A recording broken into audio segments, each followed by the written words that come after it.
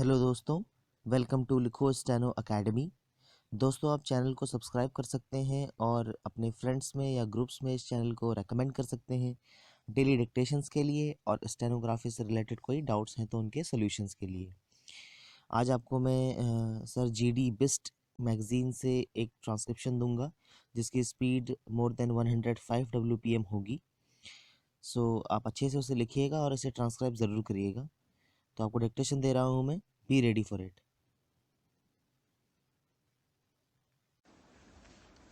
Sir, as the Honorable Minister has just told us, having found that it was not possible to reach the goal set out in Article 45 of the Constitution within the prescribed period, that is, the introduction of universal, free and compulsory education for children up to the age of 14 years, it is now thought of being achieved by the next decade, and to achieve this goal of introducing universal, free and compulsory education, the necessary conditions should be created in those places where we think of enforcing this type of education.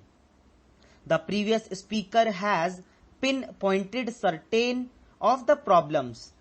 Of course, this bill refers only to the Union Territory of Delhi, but as the Honorable Minister has just told us, he has introduced this bill as a model legislation to the respective states.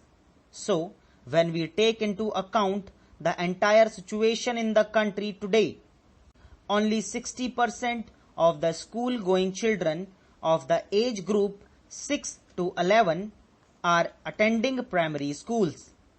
Again, out of 23 million girls of the school age, only 10 million girls are attending the schools. Even according to the Education Minister, in order to achieve the object of introducing free and compulsory primary education, we will have to provide in the third 5-year plan for 90 lakhs students more. This is a great task. Here also, sir, I do not complain that the government has not given sufficient attention to this problem. We have considerably increased the number of primary schools, especially the government has increased the number, but we have a lot of ground to cover yet.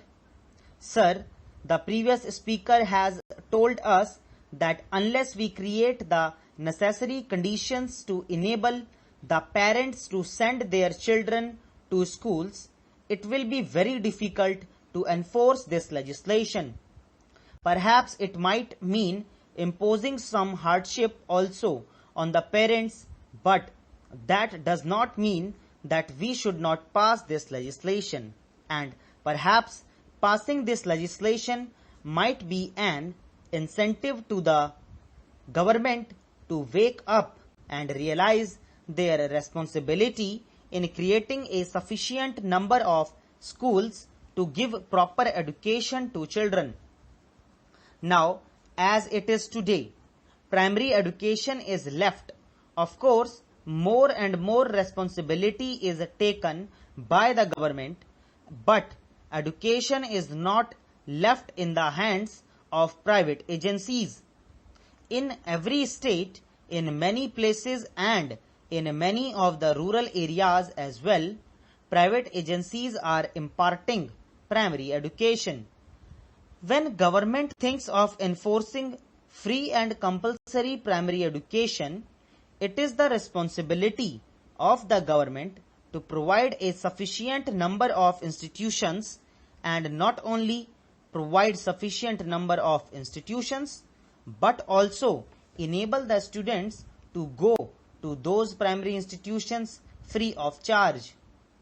I entirely agree with the previous speaker that when we enforce legislation to bring about compulsory education, it is the duty of the government also to see that those children who go to the private institutions will not have to pay high fees. Sir, everywhere in the country, private institutions, at least some of the private agencies, I am not blaming all private agencies, but some of the private agencies impose an exorbitant rate of fees which even the middle class citizen is not able to meet. Let me now come to the prevailing situation in Delhi itself. The Honorable Minister has told us that he is introducing this legislation in order that it might serve as a model for others. I do not know much about the situation prevailing in Delhi, but on the basis of certain facts which I could gather from the people here, I would like to ask if this is the condition in Delhi, both in the municipal corporation area as well as in NDMC area. Will you suggest it to serve as a model to the other states? Is the present condition in Delhi a model to all the other states? What is the condition here today? A middle class man is Delhi finds it very difficult to send his children to a particular institution.